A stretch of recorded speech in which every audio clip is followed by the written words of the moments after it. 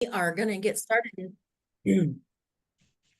Welcome, everyone. We're going to get started in just about 2 minutes.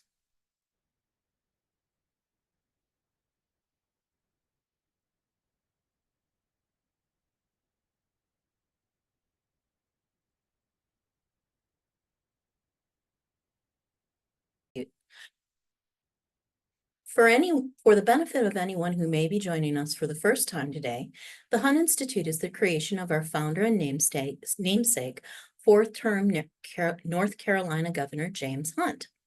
We serve as an education policy support to governors, state legislators, and other high-level state elected leaders. We cover the full spectrum of education policy from early childhood through the workforce. In our Early Efforts webinar series, we focus on the early childhood portion of this continuum. This is a joint webinar with our educator diversity team, Jarvis Lundy and Sean Banks. We are sharing the moderating duties in hopes that these opportunities for collaboration inspire many of our audience and fellow educators to do the same. With that, I will turn it over to Jarvis and introduce our amazing panelists for what we know will be an exciting and impactful webinar. Good afternoon, everyone. Before we begin, I want to first go through some quick housekeeping items, and then I will gladly introduce our incredible panelists this morning or afternoon, depending where you're located. So later in this hour, we'll share some of your questions with the panel. And so we'd love to have you engage via our Q&A function on your bottom Zoom toolbar. So you look at the bottom of your screen, you'll see Q&A. If you click that Q&A button, you can feel free to type in any questions you may have for any of our panelists. You are open to generally pose a general question, or if you have a specific question for a specific panelist, feel free to use their names or put question for, etc. So we can make sure we designate that question for that panelist. But again, you're always open to ask a more general, broad question to our entire panel. Finally, you'll also be able to find a recording to today's webinar. So if you want to go back and watch some of the great insights and hear some of the takeaways from this webinar and watch it again, feel free, you'll be able to do that in the coming days. And if you have any colleagues who were unable to join, or you find this might be really supportive and helpful for, feel free to share that link as well with them. And so with that, it is my distinct pleasure to introduce our esteemed panelists. So I'm going to take the time to first introduce Dr. Ashley Williams. She is the Vice President of Programs, where she leads the organization's work for strategy, expanding the pipeline of qualified, diverse talent, pursuing careers in education. She lends decades of experience to her role as a work through early learning, family engagement, higher ed, and policy, and she really works in the convergence of those things, specifically focused on early educators. She has had several roles in early child care and education, including serving as a Jump Start core member and team leader, where she started her ECE journey. She continued to become a preschool teacher, Head Start center director, early child teacher educator at both the undergrad and master's level at San Francisco State. And she was also the former associate director of Advance. She's worked in the San Francisco office of ECE, and so many other things. And it is also a policy fellow at the National Black Child Development Institute. So she works every day to really help explicitly reveal and dissolve systemic inequalities that cause harm to children, families, and educators that work with them, but especially those that are Black, Indigenous, and people of color. So with that, Dr. Williams, I would love to take 2 to 3 minutes to further tell us about why this work in early childhood is so important to you. Thank you, Jarvis and Holly and the Hunt Institute team for having myself, Tanya, and Stephanie here with you all today. And I appreciate the question. And when I was preparing my notes for today, it looked a little bit different because an hour ago, I just dropped my son off. He's 4 months to childcare. So today was his first day of school in a family childcare home. And I'm feeling all of the emotions, excitement, and at the same time, a sense of grief as I've done this work for 20 years and know the importance of early care and education. and the work that all of us have been doing to ensure that it's supported, well-funded, and our workforce is respected. So when I think about why I do this work, it's not just because I've been doing it for 20 years to dissolve a lot of systemic issues that particularly impact Black children, families, and our workforce. But to be honest, in my full self today, I'm doing this work because I want to experience a just ECE system with my son. I want to actually experience it. I feel like I've been working toward what that could look like, doing all of this work to bring out awareness, and I want to feel it. I want my son to feel it in his skin when he shows up in his beautiful Black boy self, that he's affirmed, that he's learning, that our family is celebrated, and he's thriving, and I want to experience it. So that is why I'm doing this work today, is because I want to experience that alongside my son and my family, along with every other family and child who deserves early care and education that meets their impact and ensure that they can thrive. Awesome, and all the best to your son as he starts that journey in our early child system. Though that's exciting. Yes. And so next, it's a pleasure as well to introduce, as Dr. Williams just mentioned, Mrs. Tanya McMillan, who is a retired early care and education provider for over 29 years. She's currently the best title I've ever heard, the woman who shakes things up with Black Californians United for Early Care and Education. She's also supporting her family as a family, friend, and neighborhood child care provider. In 2019, she was actually appointed by California Governor Gavin Newsom to the California Early Childhood Workforce Policy Advisory Subcommittee and established as the chair of that subcommittee. She continues to serve as the chair today. She was also later voted in as the member of the governor's full Early Childhood Policy Council, and she's currently serving her second term as appointment by the California Senate Rules Committee as the public member on the Physical Therapy Board of California, and was recently voted the president of the statewide board. So congratulations are in order there. She's also an appointed delegate at large for the California Democratic Party, and now serves as well as the national secretary of the SEIU National African American Caucus, and is currently her local chapter president at the SEIU local chapter number 99. The best fact, probably other than the title, is she actually danced on the Soul Train from 1979 to 1983. And she also brings her family and a personal story to this work, as her proudest moments are spending time with her grandson and granddaughter, who are 8 and 2 respectively. And so, Ms. McMillan, can you please share 2 to 3 minutes about why this work is important to you?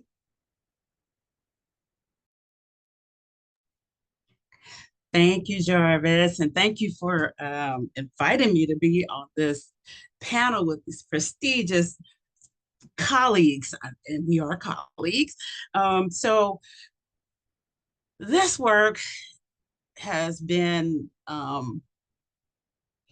incredible, empowering, enlightening, and just overall just great for me in my over 29 years of not only giving my services to families throughout the Southern California area, but also it's me answering a calling in my life. I've always had a gift working with children, and I've had the opportunity to exercise that gift. Listen, when God gives you a gift, it's not for you. It's for you to share. And that's what I've had the opportunity to do for now, like close to 30 years. Like Dr. Ash said, I have now found myself in this amazing position where I am now a family friend and neighbor, helping my own family out with my own grandchildren. And I take that as an honor, but I also want to speak on behalf of all the early educators out there, especially my Black early educators out there. We complete the circle. So you've got your parents, you've got your legislators, you've got licensing, all of these groups, but the circle is not complete until you have your child care provider in it. And so being the linchpin that connects all the trade that connects the trade and keeps it whole, but also being the glue that holds it in place. And that's why this work has been and continues to be very important to me. And even though I've retired, ECE runs through my blood. So there's really no such thing as retiring. It's just switching from one car in the train to the next car in the train. And that's what I'm doing. All right. Thank you so much for all your work in this space. It's truly an honor to have you on the panel as well. And last but certainly not least, I want to introduce you to Stephanie Johnson, who's been an educator for over 20 years, is the founder of Schoolhouse Rap. She's been a dedicated educator, elementary educator specifically, and a creative teacher author who develops reading curriculum and a blogger at Schoolhouse Rap. She also presented at Georgia's Conference on Children's Literature at UGA and Kennesaw State University Conference on Literature for Children and Young Adults. She's passionate about picture books, using picture books in classrooms to help children understand not only themselves, but also the experiences of others. And she aims to make discussing hard topics with children easier by using picture books as a starting point. And outside of teaching, Steph has a ton of things that we love to hear more about: the gardening, the reading, spending time with their granddaughters as well, and starting, but never actually finishing, Pinterest projects. And so, Steph, can you take 2 to 3 minutes to tell us why this work is so important to you? Yes, thank you for having me. I am so excited to be a part of this panel. Please excuse my voice. I am just getting over COVID, so I still have that little lingering cough going on. But I absolutely love early childhood. This is the whole cliche about the children are the future, but we have to admit that is the truth. So why not pour into that future or early on, as early as possible? So I believe that we are trending more towards, especially since COVID, that whole SEL. And I'm so glad that's starting to get more traction in the K through 12 field, because we never really talked about that before. We never talked about how children should be self-aware and how to handle those big emotions, because we know littles have big emotions. And so the earlier that we can discuss that with children, and a good book will always help you with that. But the earlier we can do that, just imagine what we would have 10, 20 years later. You know, we can really make a difference if we start early. That's the philosophy in most things in life, right? The earlier you start, the better. So that's why this work is important to me. It's just the more we can do now, we will see those benefits later on in the future. And then it spills over into so many other areas of society. And then it's just great preparation for that K-12 academic career.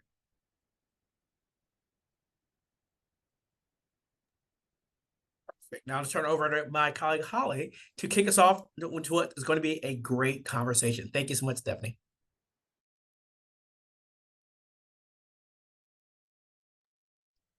Thank you.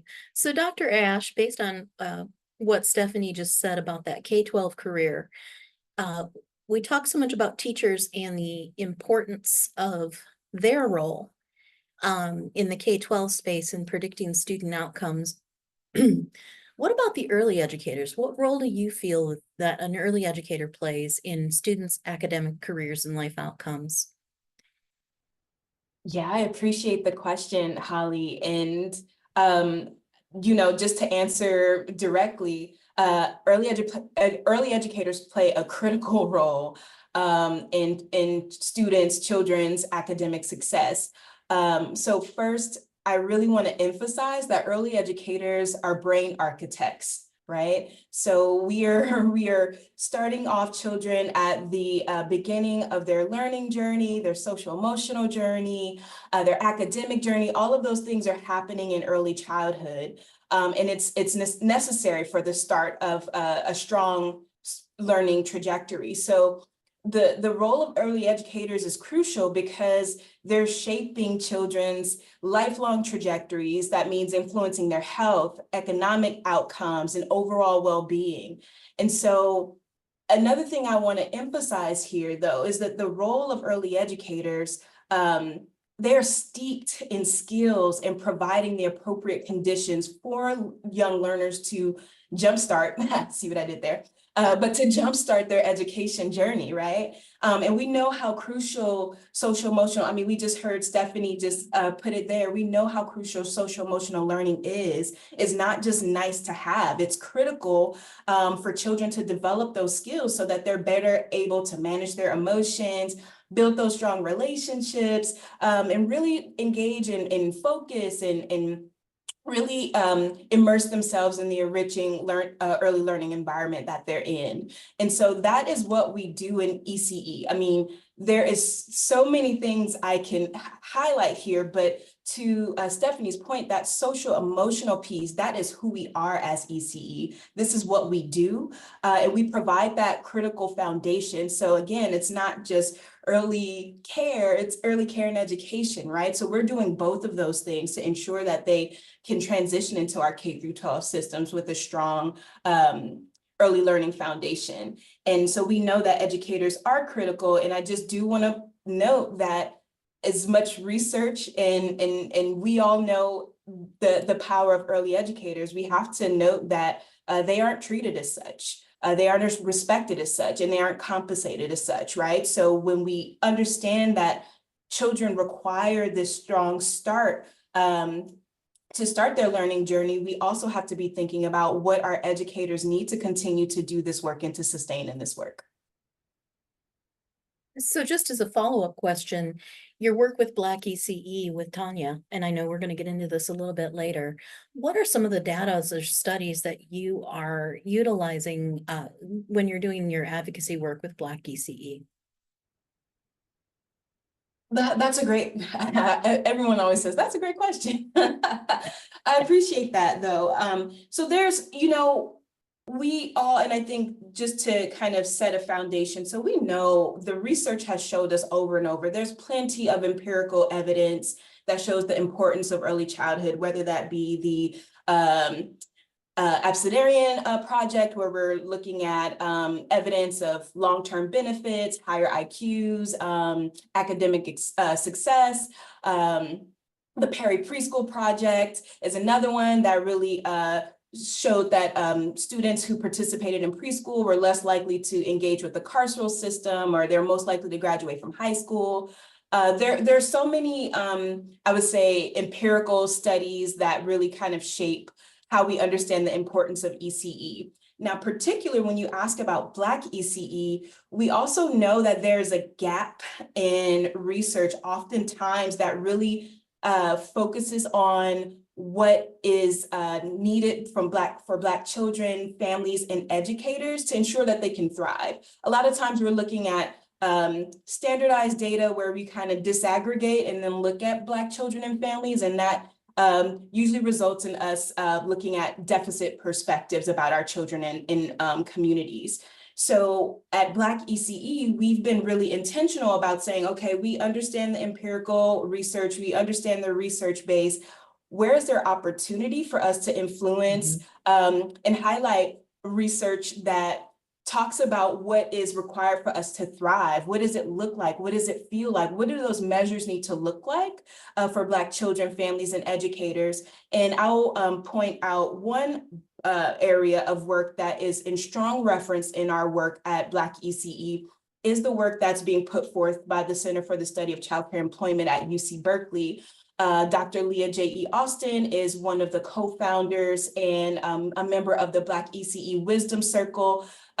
She's famous. If you haven't heard Dr. Leah J.E. Austin's name, please look her up and please look up the work of the Center for the Study of Childcare Employment. But their work is critical because they are emphasizing the importance of centering the workforce for stronger solutions for children and families, because I don't think this is a controversial point, but I would argue that there is no one in our childcare system, in our ECE system, that has a stronger vision and understanding of what children and families need than educators, right? And so they also are experiencing the inequities in the system themselves. So if we can center them and dissolve the inequities that they're experiencing when it comes to their compensation and well-being, that is not at sacrifice of what children and families need, right? So just looking to research such as, the workforce index and understanding the conditions of our workforce and racial wage gaps that produce because of the way that our system is funded and organized is really important for our work at Black ECE as well, because we're looking at this through a lens of dissolving those inequities, particularly for Black children, families, and educators. Thank you so much, Dr. Ashley. So eloquently put. And I just wanted to point out that I had the great honor of meeting Stephanie Johnson in 1997 on the same exact ground that the Perry Preschool Project happened. She and I both met at the Ypsilanti Housing Commission, New Horizon Child Care Center. And she was one of my teachers and one of my parents. So sorry about that, Steph, had to call it out. Jarvis, I'm going to turn it over to you. Perfect. And so since we're on you, I'll talk about you, Steph. So for this question for Stephanie, as well as Tanya, for you as well, as we look at the demographics of national early educator workforce, right? We know it's largely women of color, which when in terms of educator diversity on paper sounds wonderful, but it's also true that early educators earn just a percentage of the salaries that our already underpaid K-12 counterparts make, right? On top of that, they struggle to earn a living wage and often don't have the same health and retirement benefits as other educators.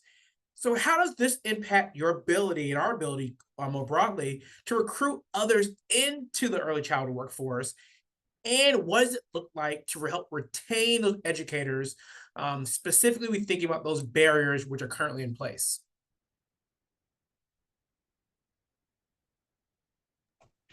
Okay, I'll jump in this.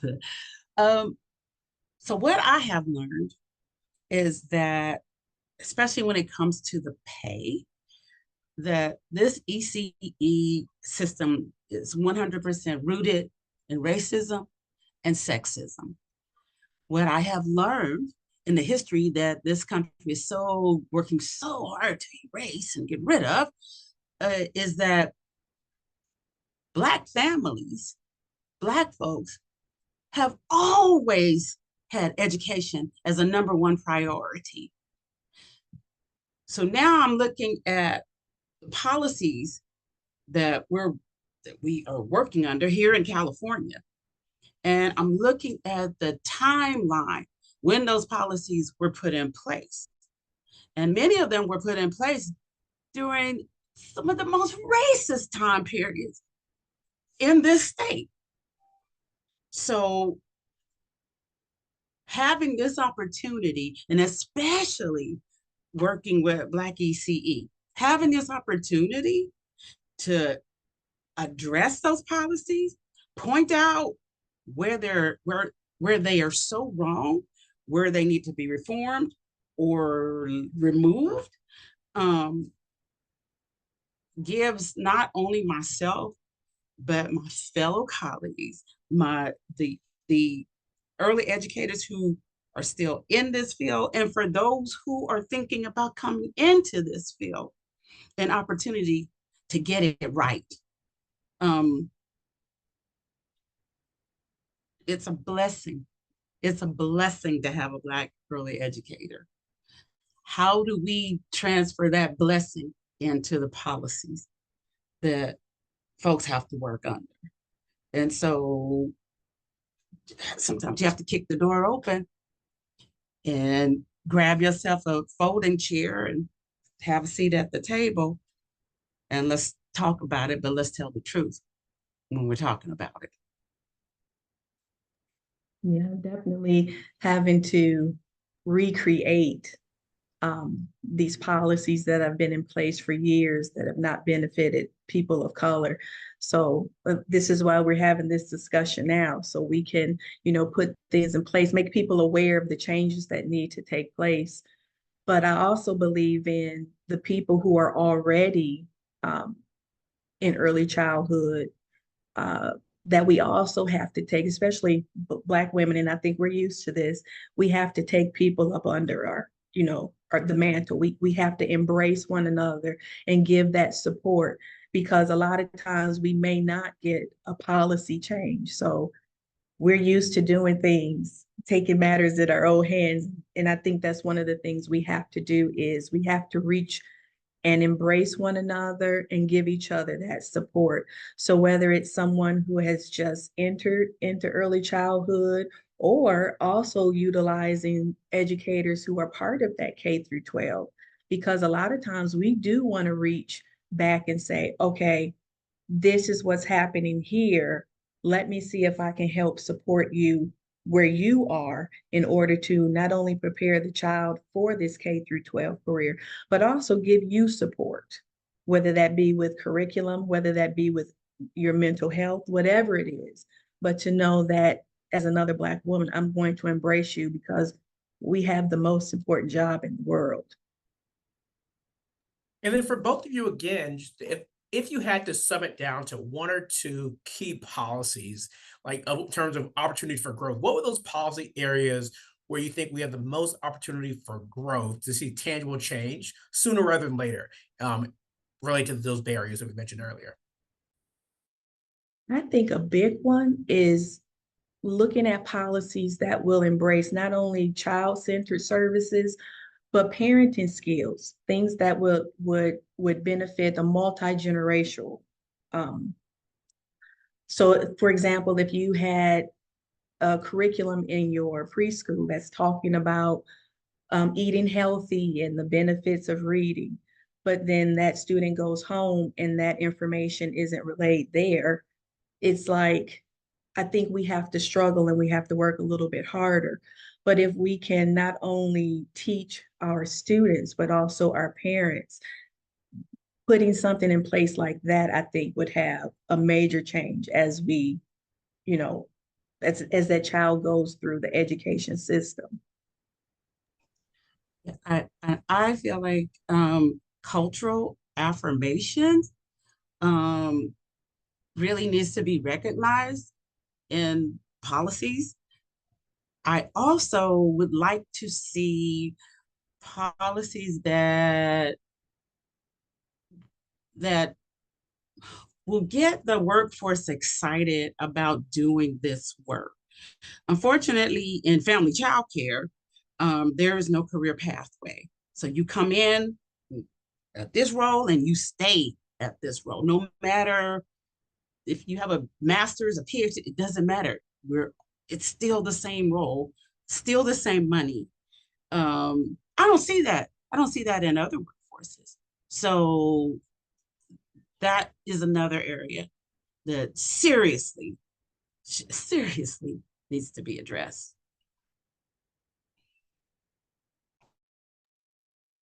Thank you both for your thoughts and on the just very powerful questions. With the shifting demographics, this is a question for the whole panel. With the shifting demographics of federal and state levels, how important is it for our early learning centers to have a workforce that reflects not only the racial and ethnic makeup of communities they serve, but also the linguistic and cultural diversity of those communities as well?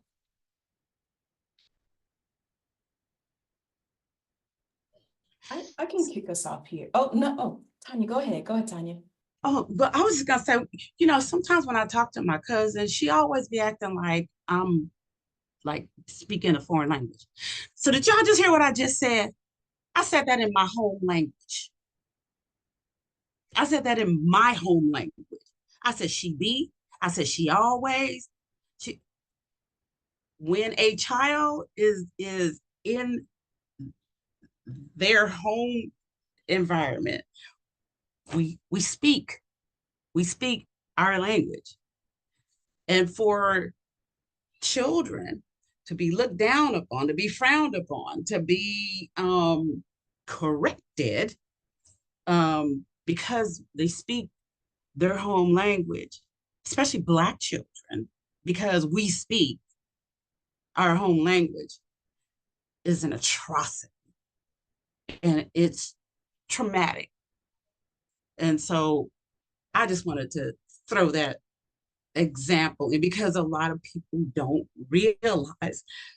realize that our language is a home language as well. Dr. Ash, didn't mean to cut you off.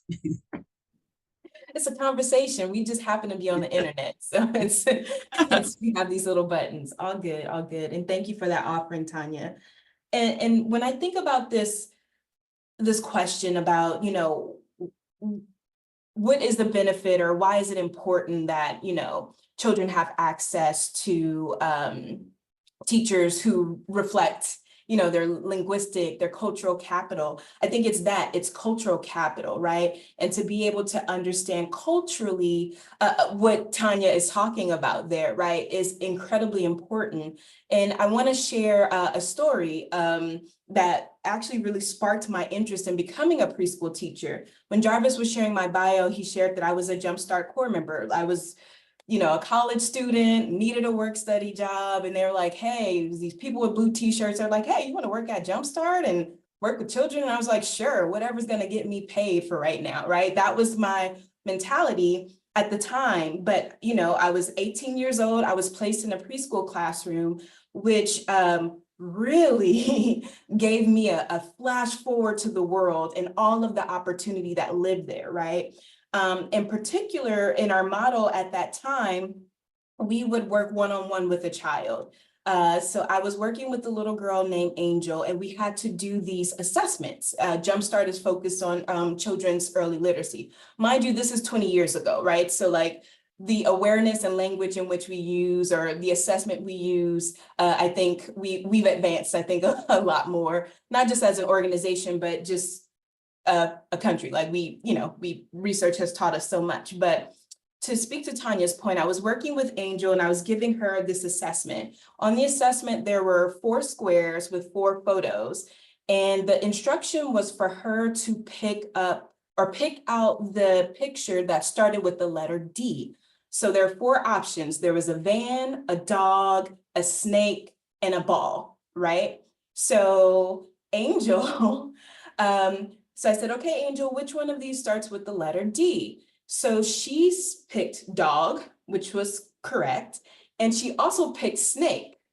And so me and my 18-year-old self, and I'm glad I had the cultural capital to be curious, because I knew Angel and I had that relationship and I knew she knew her letters and her sounds. She was gifted. And so I asked, I said, oh, Angel, this is interesting. Like you chose the dog and the snake.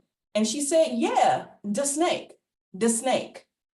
And the light bulb went off for me. She is brilliant. Not only was she able to identify what was academically correct, she also could tap into her home language, that cultural capital, and say the snake, like I would call it the snake. And so in any other circumstance, like, she would be incorrect. And when you think about telling children that they're incorrect or their cultural capital is incorrect, the native language or the whatever it is that is innate and part of them, and telling them that it is wrong in the school space is creating harm that marks our children for that educational trajectory, and sometimes puts them on a trajectory that tells them things about themselves that is not even true because of the ways in which we assess. So I would answer this question and say it's incredibly important for children to have access to educators who reflect their diversity, because there's so much cultural capital there. And I think that's another area that we're kind of exploring with Black ECE, is that cultural capital, because when you're able to bring it and you're able to access and meet children where they're at to unlock some of those barriers because of that cultural capital,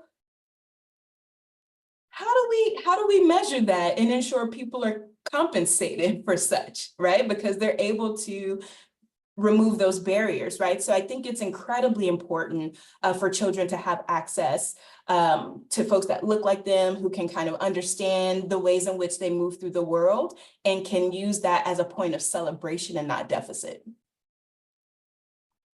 Yes, definitely. And I'm thinking in the lens of picture books. When you have a book that is written, especially in AAVE, and then you read it to a classroom in that same style, and then the light that shines on the child when they say, "Oh my gosh, that's how I talk," or that's it makes a connection that this is home and that we're doing things in my classroom that we do at home, and it's valued. Think about, if would you want to be in a place where someone is correcting how you speak, how you talk, but it's your entire family. You've been told that it's incorrect. But when we can value that, and when we can show our students that it is valued, think of the possibilities just in terms of self-esteem, and what they can do going forward. We have some of our greatest authors who has that style of writing. And like I say, you want to be able to show that to children, to say, yes, you are valued. You are here. What you do matters. And we love you. Can I add another note to what Stephanie, what you just said about AAVE? The fact that it is the most copied globally speaks for itself. But I just want to add another little piece to the cultural part. I had the opportunity, and all of the Lift Every Voice members have heard this before, but I had the opportunity to be the family child care provider for some young Black boys when George Floyd was murdered. And if you think children aren't tuned in to what's happening in the world around them, yes, they are. And I call it an amazing opportunity for me to be in a position to have a conversation with these young Black boys about what was happening in their world. I'm not saying other folks could have had the conversation better than I did, but I knew where I was coming from, and I knew my culture, and I knew what was happening with Black children and Black boys in particular. And so, yeah, it was an honor for me to be in a position to have that type of conversation, and with the 4 young Black boys who were in my family child care home at that time.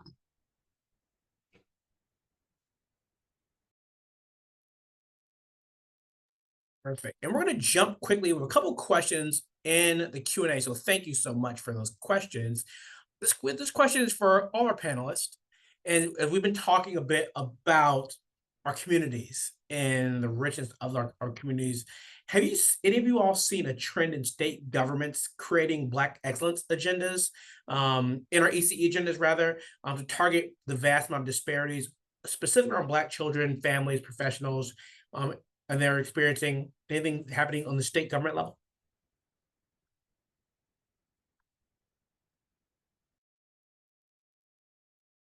Yeah, I appreciate the question. And what gave me pause, what gave me pause is because, so to answer your question, yes, definitely have noticed. As Tanya pointed out, it definitely has seen an increase in,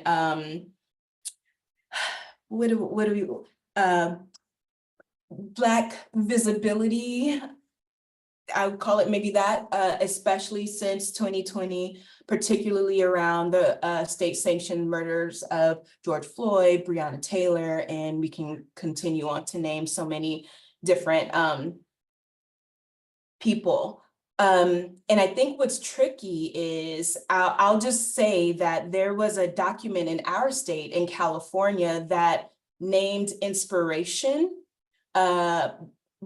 by the Black Lives Matter movement, saying we want to establish this bar of excellence for Black children and families in our state.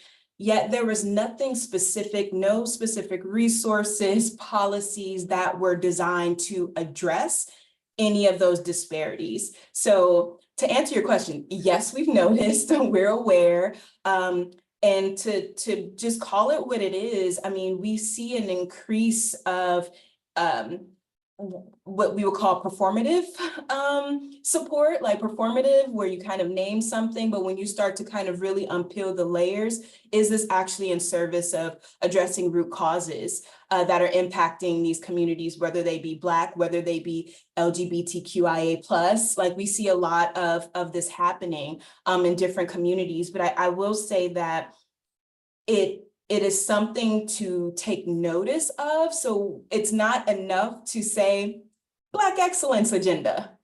What does that mean? Are there resources? Are there actual task force? Are there people that are ensuring that this work is moving forward? Or is it just a word that becomes empty and has no meaning? So it is important to take notice. I would say I've noticed it in the state of California, which is my home state. Yes. So I've noticed.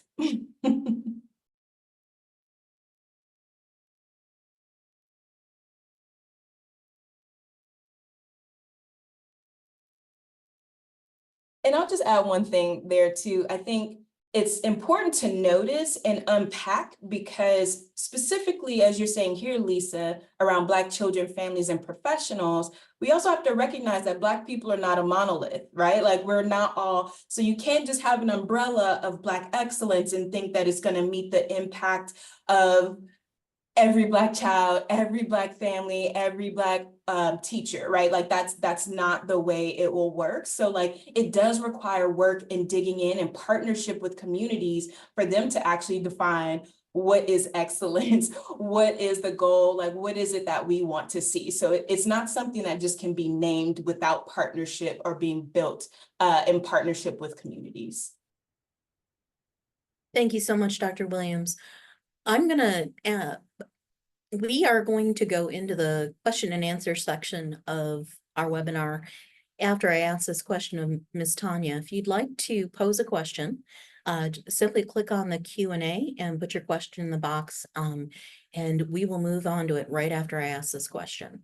So Tanya, as someone who has worked in partnership with other educators and legislators, how important is it to have collaboration between educators and legislators? Super important. At the end of the day, we know where the power actually lies. We say the power is with the people, but it's a certain power that lies with the people. And at the end of the day, the legislators are the ones who take what we give them, and we count on them to handle it correctly and create these statutes, put forth these laws, these amendments, these regulations accurately.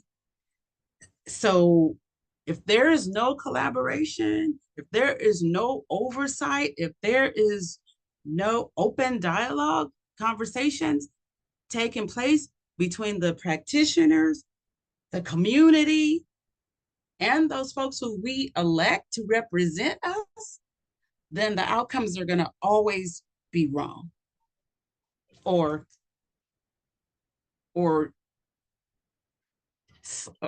leave us with this feeling of being slighted, or this feeling, and I've had this feeling before, this feeling like, is that what I said? Is that what you heard? Because that is not what I just told you. And so it is extremely important that the early educators and everybody in that field develops a relationship with those folks who we are counting on to get it right. And a follow-up question for you on this one. This has been something in my work that I have struggled with. How do we get our early educators to make their voices heard, to be heard. I see the work that you're doing with Black ECE, and I'm so inspired by it, but how, and this is for the whole panel, how do you think we can encourage that to happen? Because again, when we look behind us, you know, we blaze this trail. How do we get their voices louder and get their confidence in those voices? Unfortunately, Black folks have been duped so many times, lied to so many times, that there's a stigma, and it's real. And so, in my opinion, and this is one of the things that we do at Black ECE, especially with the Lift Every Voice group, is you take time out to listen to what the workers are saying. Yeah, you got to find them. And yes, you have to be the first one to reach out, but don't reach out with your agenda. And then expect to bring in these folks who do this work. I did this work 29 years, still doing this work. So if somebody's going to approach me with something and say, hey, I want to hear your voice, and then hand me a script that is 100% not my voice, it's another agenda, then it puts me and other early educators in an awkward position, because at the end of the day, you want to see things better, but you don't want to compromise what you know is fact about working in this field at the cost of ruining things that are already in place that may be working in this field. So you meet folks where they are, but when you meet them there with the ear to listen and take your agenda, put it somewhere for the time being.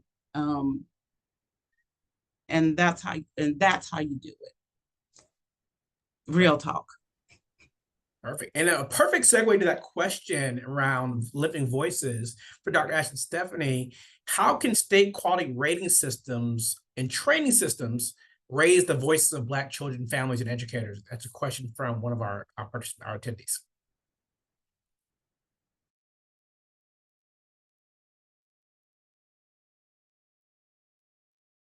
Stephanie, you want to get in there first? Go ahead. Okay. I was just going to say that you raising the qualifications. Could you repeat that question one more time for me, please? For sure. How can state quality rating systems and training systems raise the voices of Black children, families, and educators? Once you know a need, I think that when they go into these facilities, they are also a part of the equation. So it's not so much that you're looking to, your only job there is to rate, but if there is a need above and beyond that, I think it's the job of everybody that's involved. Not only the child care worker, but the people who actually come into the facility to rate that facility. I mean, I do think that sometimes we take our jobs and we say, this is what I'm supposed to do. But I think when we're dealing with kids who are intending to grow up to be productive adults in our society, I think that sometimes we have to put that aside and say, okay, what exactly is needed here? So that may be outside of your job description. And until we all start to do that, a lot of things won't be heard. We just can't leave it to one group of people to stand up and say something. We all have to carry this torch. Thank you, Stephanie. And I'd add that in order to amplify the voices of, Black families, children, and workforce, we definitely have to operate differently than we do currently. We do have a quality rating system that was not necessarily built on prioritizing cultural responsiveness, or is kind of built on standards that may be misaligned with the cultural capital of children and families that we're actually serving with these tools, right? So I think when we think about how to amplify them, one, we have to do that, right? So I heard Tanya and Stephanie both talk about listening, right? So you don't necessarily say, here's this box and everything that's inside of the box. What type of bow do you want to put on top, right? Like, you have to engage them in what is the tool and what are the measures of success that are important to them to ensure that their babies can thrive, right? And so that means also, to do that, similar to what we were talking about with children and the importance of cultural capital and having access, amplify Black leadership in these systems, in these conversations, to be able to have that cultural capital exchange, to have something that results, that is speaking to the community, is for the community, built for the community, and by the community, right? So when we think about what we currently have, that's not it. We have some work that we need to do, but we start with listening and bringing the folks to the table to inform what that should look like. And that also means being able to have honest and hard conversations about what may not be working, and being able to hear that and build from it.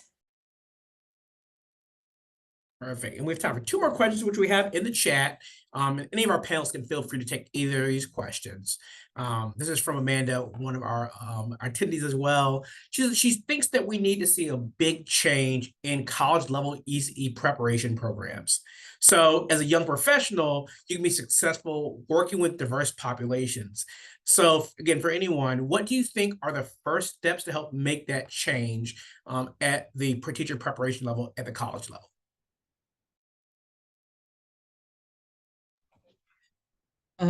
More apprenticeship opportunities, and create a career pathway for home-based family child care providers to grow. There is no incentive to there's no incentive to stay in this field. Believe me, I know quite a few providers who have their masters. And yes, they remain in this field, but there are quite a few who have not. They found better opportunities elsewhere because of the pay, because they were recognized for taking those extra steps and that sacrifice to further their education in order to land in a position, in a role where they could personally grow.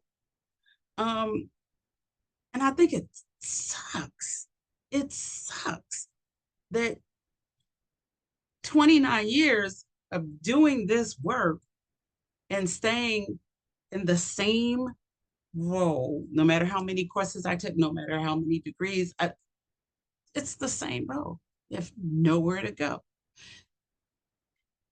Also recognizing the fact, and this is in California, I can't speak for everywhere else, but recognize the fact that here in California, that Black early educator will probably be the only educator that our Black children will see once they leave that early education environment. And that's a fact. So that's my answer as far as the college level. You've got to create something, give an early educator some place to go and grow. And then I'm not trying to sneak 2 questions there, Holly. So, and this is another attendee who's a woman of color. in a state level position, how would you suggest leveraging connecting with other early childhood care workforce providers in her position at the state?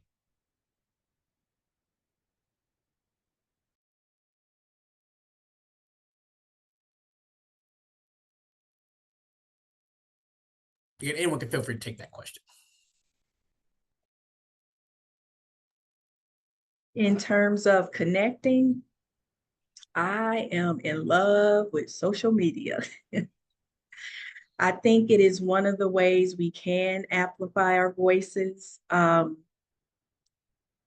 to sound funny, but people are afraid of social media when you get tagged in something that's not very attractive, or if it doesn't build your image. So sometimes you can create this community, and I think your voice has a better way of being heard when you can connect via Instagram, TikTok, Facebook. And there's a lot of information and a lot of people out here who feel just the same way. And then when we come together, I mean, there are a lot of things that we can do. I think, to me, that's just the best way to make these connections. A lot of our legislators, they have social media. That's one way we can reach out and get things changed. You know, we no longer have to write the letter. But in my opinion, that has worked excellent for me in order to connect with like-minded people, or even people I'm trying to reach out and get something taken care of. I feel like if you're at the state level of government, local, statewide, federal, you have an amazing opportunity to find ECE professionals in the family child care home. One of the number one facts about that work is that you're isolated, you're tucked away. At one point, we were calling it gyms within a community. Most ECE professionals are voters, but yet not appreciated in a way where their communities can recognize them. So do something to recognize ECE professionals. Have an ECE breakfast day, or something, anything, anything, because the isolation is real and the recognition is lacking, and the appreciation is not present as much as it should be. Awesome. And as we wrap up, I just want to just say thank you. Thank you to Ashley, Stephanie, Tanya, just for such a fruitful conversation. Holly as well, for steering the ship with me as well. It's been truly insightful. And with panels like this, I would like to say we'll see you in person soon. But one thing I'll always say, and we have some additional questions from our attendees. And so for our panelists, if you would like to provide your contact information or a means to your websites or any of your research, feel free to drop that in the chat for folks, so people can reach out to you with additional questions or to see what you're up to. So I'll certainly want to provide the space for you all to do that now before we close out. In addition, as they do that, to our attendees, we have several webinars just like this one. This has been an incredible one. We want to make sure we extend the invitation to a few more webinars that we're having in September. And so our early learning team is having a webinar on September the 23rd, really focusing on care homes, so investing in real estate to increase quality childcare. So we'll drop that chat in, that registration link in that chat as well. And we also have a race and education webinar around lifting diverse voices. So really focusing on the demographic shift and hearing from demographics that aren't often talked about. So that's actually in a couple of weeks. That's in August as well. And then we also have a few other webinars, which we'll drop in the chat as well. So in addition to information from our panelists, you will see some links in the chat as well for some upcoming webinars in late August and September. But as we close out, I just want to say thank you so much for joining the Hunt Institute, Holly and myself, and our great panelists, Dr. Ash, Stephanie, and Tanya, for such an incredible webinar. We thank you for your time. Thank you for attending. And until the next one, we will see you all very soon. Have a great afternoon. Such a great honor, ladies. Such an unbelievable honor. Thank you.